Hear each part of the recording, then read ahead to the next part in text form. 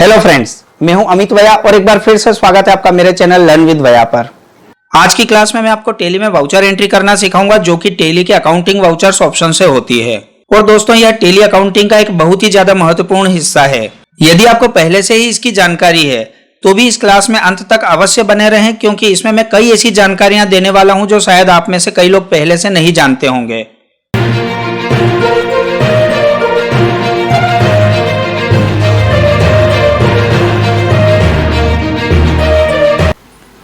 आगे बढ़ें उससे पहले दोस्तों, यदि आपको यह वीडियो पसंद आए तो इसे लाइक करें, शेयर करें, और यदि आपने अभी तक चैनल को सब्सक्राइब नहीं किया है तो चैनल को सब्सक्राइब भी करें। नए वीडियो के नोटिफिकेशन के लिए बेल आइकॉन को प्रेस करें ताकि नए वीडियो के नोटिफिकेशन आपको तुरंत मिल सकें। तो आइए शुरुआत करते हैं। सबसे पहले तो ऐसे स्टूडेंट्स जिन्हें टैली व अकाउंटिंग के बारे में बहुत ही कम जानकारी है, उन्हें मैं बता दूं कि वाउचर एंट्री होती क्या है। तो दोस्तों, व्यापार में किए गए ट्रांजैक्शंस जैसे सेल, परचेज, भुगतान या प्राप्तियों का हिसाब रखने या व्यापार के लेन देन की जानकारी के लिए उन्हें रिकॉर्ड करना ही वाउचर एंट्री कहलाता है। दोस्तों, टैली में वाउचर एंट्री करने के लिए कई अलग अलग प्रकार की वाउचर टाइप्स होती हैं। स्क्रीन पर टैली में पहले से बनी हुई अकाउंटिंग और इन्वेंट्री की वाउचर टाइप्स की लिस्ट दी हुई है। पेरोल ऑप्शन को इनेबल करने पर इस लिस्ट में अटेंडेंस और पेरोल वाउचर टाइप्स और बढ़ जाती हैं। आप चाहें तो इनके अलावा और वाउचर टाइप्स भी बना सकते हैं, किंतु सामान्यतः अलग से वाउचर टाइप बनाने की आवश्यकता नहीं पड़ती। मैं आपको बता दूं कि इतनी सारी वाउचर टाइप्स देखकर डरने या घबराने की जरूरत नहीं है। ये सब बहुत आसान है। आगे की क्लासेस में आपकी जानकारी के लिए मैं इन सभी वाउचर टाइप्स को डिटेल में उदाहरण के साथ समझाऊंगा। तो दोस्तों, बढ़ते हैं आज के टॉपिक पर, जो है टैली में वाउचर एंट्री कैसे की जाती है। तो दोस्तों, सबसे पहले तो हमने टैली को चालू कर लिया है और अब सेलेक्ट कंपनी ऑप्शन के द्वारा पहले से बनाई हुई कंपनी को सेलेक्ट कर लेते हैं। मैं अपनी क्लास 2 में टैली में कंपनी बनाना और उसे सेलेक्ट करना सिखा चुका हूं। यहां दी गई लिस्ट में से मैंने वह कंपनी सेलेक्ट कर ली है जिसमें मुझे वाउचर एंट्री करना है। दोस्तों, कंपनी सेलेक्ट होने के बाद स्क्रीन पर गेटवे ऑफ टैली दिखाई दे रहा है। आप देख सकते हैं कि यहां पर ट्रांजैक्शन हेडिंग में अकाउंटिंग वाउचर्स और इन्वेंट्री वाउचर्स दिए हुए हैं।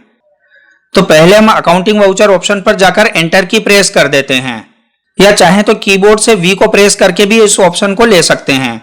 दोस्तों, आपको अकाउंटिंग वाउचर क्रिएशन स्क्रीन दिखाई दे रही है और इसमें सबसे ऊपर लेफ्ट हैंड साइड पर वाउचर टाइप दिखाई दे रही है, जो बता रही है कि अभी पेमेंट वाउचर टाइप सेलेक्ट किया हुआ है। यदि हम पेमेंट वाउचर टाइप के अलावा किसी अन्य वाउचर टाइप में एंट्री करना चाहते हैं तो उसे बदलने के लिए राइट हैंड साइड पर दिए गए बटन्स बार पर क्लिक करके अपनी इच्छानुसार कॉन्ट्रा, रिसीट, जर्नल, सेल्स या परचेज वाउचर टाइप को चुन सकते हैं, या कीबोर्ड से डायरेक्ट इनके साथ दी गई फंक्शन की F4, F6, F7, F8 या F9 को प्रेस कर सकते हैं। अभी यहाँ पर payment voucher type light colour में दिया हुआ है क्योंकि यहाँ पर ऑलरेडी पेमेंट वाउचर टाइप चालू ही है। चूंकि हमें सबसे पहले रिसीट की एंट्री करना है, इसलिए मैं कीबोर्ड से F6 की को प्रेस करके वाउचर टाइप को रिसीट वाउचर में चेंज कर देता हूँ। वाउचर टाइप के बाद स्क्रीन पर आपको नंबर 1 दिखाई दे रहा है, जो कि रिसीट वाउचर टाइप का वाउचर नंबर है। और जैसे जैसे हम आगे एंट्री करते जाएंगे, यह वाउचर नंबरिंग भी ऑटोमेटिक बढ़ती जाएगी। यदि आप इसे अपनी इच्छानुसार एंटर या सेट करना चाहते हैं, या इसके साथ कोई प्रीफिक्स या सफिक्स जैसे कि अपनी कंपनी के नाम के कुछ अक्षर या फाइनेंशियल ईयर आदि जोड़ना चाहते हैं, तो वाउचर नंबरिंग पर डिटेल में एक सेपरेट क्लास है जिसमें यह सभी सिखाया गया है। राइट हैंड साइड पर ऊपर की तरफ डेट दी गई है। इसे बदलने के लिए कीबोर्ड से F2 फंक्शन की प्रेस करना होती है, या बटन बार पर दिए गए डेट बटन पर क्लिक करके भी यह कार्य कर सकते हैं। दोस्तों, चूंकि यहाँ पहले से सिंगल एंट्री मोड ऑन है, इसलिए नीचे अकाउंट फील्ड दिखाई दे रहा है। यहाँ पर आपको वह लेजर या खाता चुनना है जिसके माध्यम से राशि प्राप्त की जा रही है। यदि आप राशि नगद प्राप्त कर रहे हैं तो यहाँ पर लेजर्स की लिस्ट में से कैश अकाउंट को या बैंक के माध्यम से प्राप्त कर रहे हैं तो राशि जिस बैंक के माध्यम से प्राप्त की जा रही है उस बैंक के लेजर को सेलेक्ट करना है। इन लेजर्स को क्रिएट करने व सेलेक्ट करने हैं तो टिप्स व ट्रिक्स मेरी पिछली क्लासेस में डिटेल में दिए गए हैं।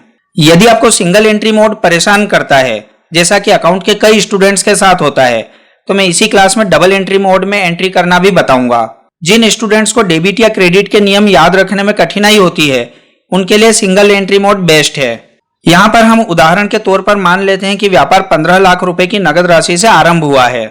इसका अर्थ यह है दोस्तों कि व्यापारी या व्यापार का मालिक अपने पास अपनी पर्सनल रखी हुई 15 लाख रुपए की राशि व्यापार को दे रहा है। जैसा कि गोल्डन रूल्स तथा डेबिट क्रेडिट वाली क्लास में डिटेल में समझाया जा चुका है कि एंट्रीज करते समय हमें व्यापार के नजरिए से सोचना है, न कि व्यापारी के नजरिए से। तो हम यहाँ पर यह मानेंगे कि राशि प्राप्त हुई है, इसलिए यह एंट्री रिसीट वाउचर टाइप्स में की जा रही है। चूंकि राशि नगद प्राप्त हुई है, इसलिए यहाँ पर कैश अकाउंट को सेलेक्ट कर लेते हैं और एंटर की प्रेस करके आगे आ जाते हैं। यहाँ हमें उस लेजर को सेलेक्ट करना है जिसके कारण हमें यह राशि प्राप्त हुई है। यदि किसी आय के कारण यह राशि प्राप्त हुई हो तो उस आय के लेजर को क्रेडिट करना होगा।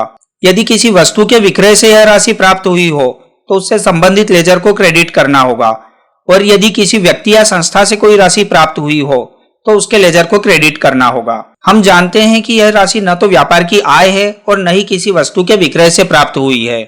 चूंकि व्यापार को यह राशि व्यापारी द्वारा दी जा रही है और हम यह जानते हैं कि व्यापारी का स्वयं का लेजर कैपिटल अकाउंट के नाम से जाना जाता है, इसलिए यहां पर हम कैपिटल अकाउंट को सेलेक्ट कर लेते हैं। अमाउंट वाले फील्ड में 15 लाख रुपए एंटर कर देते हैं और एंटर की प्रेस करने पर यदि किसी और लेजर के माध्यम से भी इस ट्रांजैक्शन में राशि आ रही हो तो उसे भी सेलेक्ट किया जा सकता है, किंतु हम यहां पर एंटर की प्रेस करके नरेशन पर आ जाते हैं। दोस्तों, मैंने अक्सर देखा है कि कई अकाउंटेंट नरेशन फील्ड को ऐसे ही खाली छोड़कर आगे बढ़ जाते हैं, किंतु ध्यान रहे दोस्तों, नरेशन एंटर करने से भविष्य में भूल चूक होने पर यही नरेशन आपकी सहायता करती है। नरेशन में की जा रही एंट्री की संक्षिप्त जानकारी होती है। तो नरेशन एंटर करने के बाद एंटर की प्रेस करने पर टैली हमसे एक्सेप्ट, यस और नो पूछता है। यदि हमें लगता है कि कहीं कोई गलती छूट गई है तो आप बैक स्पेस की प्रेस करके या कीबोर्ड से एन प्रेस करके उसे सुधार सकते हैं। एन प्रेस करने पर बिल्कुल पहले फील्ड पर पहुंच जाते हैं, जबकि बैक स्पेस की प्रेस करने पर नरेशन वाले फील्ड पर आ जाते हैं। यहां पर हम एंटर की प्रेस करके इसे सेव कर लेते हैं। दोस्तों, डबल एंट्री मोड समझने से पहले एक उदाहरण और देख लेते हैं। 2 अप्रैल को मनोहर से ब्याज के 10,000 रुपए चेक से प्राप्त हुए, जो हमारे बैंक अकाउंट में जमा कराया। तो दोस्तों, सबसे पहले तो मैं F2 प्रेस करके डेट बटन पर 2 अप्रैल कर लेता हूं।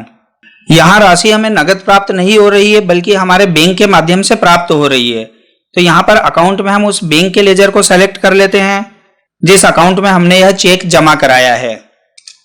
एंटर की प्रेस करने पर अब हमें वह लेजर चुनना है जिसके कारण यह राशि प्राप्त हुई है, और हम जानते हैं कि यह राशि ब्याज की है जो कि हमारी आय है। तो हमें यहां पर इंटरेस्ट अकाउंट के लेजर को चुनना होगा। मैंने यहां पर इंटरेस्ट रिसीव्ड अकाउंट को सेलेक्ट कर लिया है। यदि आप चाहें तो इंटरेस्ट रिसीव्ड अकाउंट और इंटरेस्ट पेड अकाउंट अलग अलग बनाने के स्थान पर आप सिर्फ एक इंटरेस्ट अकाउंट ही बना सकते हैं।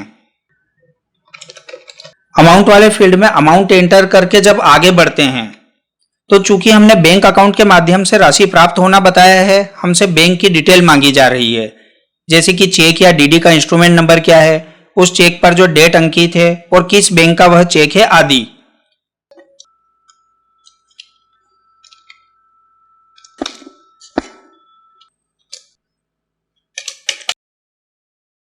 ये जानकारी एंटर करके हम नरेशन पर आ जाते हैं और नरेशन को एंटर करके वाउचर को सेव कर लेते हैं।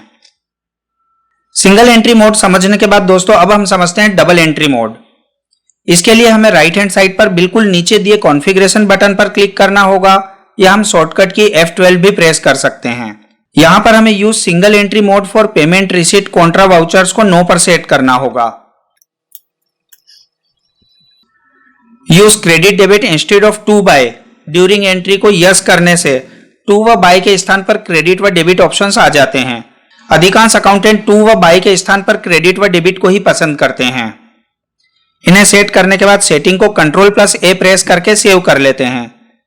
आप देख सकते हैं कि accounting vouchers creation screen double entry mode में बदल चुकी है और पर्टिकुलर्स में डेबिट व क्रेडिट दिखाई देने लगे हैं। हम एक उदाहरण से वाउचर एंट्री करना समझ लेते हैं। 2 मई 2020 को व्यापार हेतु एक्सिस बैंक से लोन लिया, जिसका चेक हमारे IDBI के करेंट अकाउंट में जमा कराया। दोस्तों, कई स्थानों पर यह भ्रामक जानकारी दी जा रही है कि बैंक लोन की एंट्री कॉन्ट्रा वाउचर में करना है, किंतु मैं आपको स्पष्ट कर दूं कि कॉन्ट्रा में सिर्फ अपने बैंक अकाउंट से कैश लेन देन या अपने एक बैंक से दूसरे बैंक में किए जा रहे लेन देन की ही एंट्री होती है। तो दोस्तों, सबसे पहले तो मैं F2 की प्रेस करके डेट को 2 मई कर लेता हूं। यहां पर एक बात और आपको ध्यान में रखना होगी कि जब हम रिसीट वाउचर में एंट्री कर रहे होते हैं तब टैली पहले हमसे क्रेडिट किए जाने वाले लेजर के बारे में पूछता है, और हम जानते हैं कि देने वाले के अकाउंट को क्रेडिट किया जाता है, और यहां पर यह अकाउंट है एक्सिस बैंक लोन अकाउंट।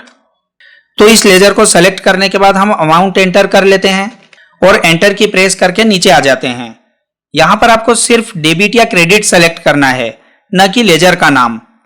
यदि किसी एंट्री में एक से ज्यादा डेबिट या क्रेडिट हो तो आप यहां से चेंज कर सकते हैं, किंतु अभी के लिए हम यहां पर एंटर की प्रेस करके लेजर वाले फील्ड पर आ जाते हैं और डेबिट किया जाने वाला अकाउंट जो कि हमारा बैंक है जिसमें लोन की राशि आई है को डेबिट कर लेते हैं।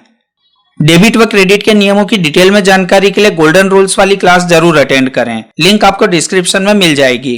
डेबिट वाला लेजर सेलेक्ट करने के बाद हम देखते हैं कि टेली ने ऑटोमेटिक अमाउंट वाले फील्ड में अमाउंट ले लिया है, तो एंटर की प्रेस करके बैंक अलोकेशन डिटेल एंटर कर देते हैं।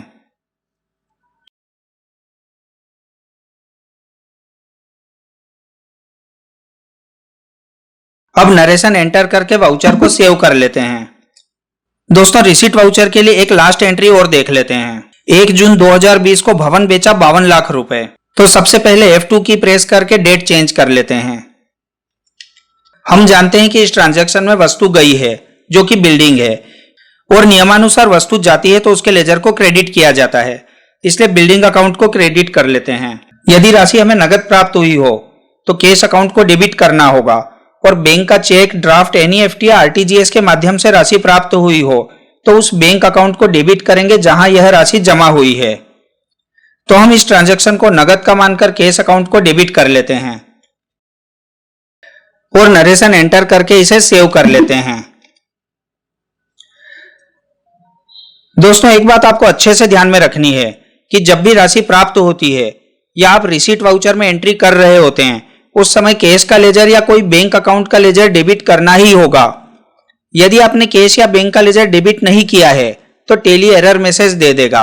यदि आपके मन में इससे संबंधित या अकाउंटिंग से संबंधित अन्य कोई भी सवाल हो तो आप कमेंट्स में जरूर लिखें। तो दोस्तों आज की क्लास में बस इतना ही। पेमेंट, सेल, परचेज, कॉन्ट्रा आदि के अकाउंटिंग वाउचर्स के लिए आगे के पार्ट्स जरूर देखें। यदि यह क्लास आपको पसंद आई हो तो वीडियो को लाइक व शेयर जरूर करें। यदि आपने अभी तक भी चैनल को सब्सक्राइब नहीं किया है तो इसे सब्सक्राइब करके बेल आइकॉन पर टैप जरूर करें ताकि आने वाले वीडियोस के नोटिफिकेशन आपको तुरंत मिल सके। क्लास में अंत तक बने रहने के लिए धन्यवाद।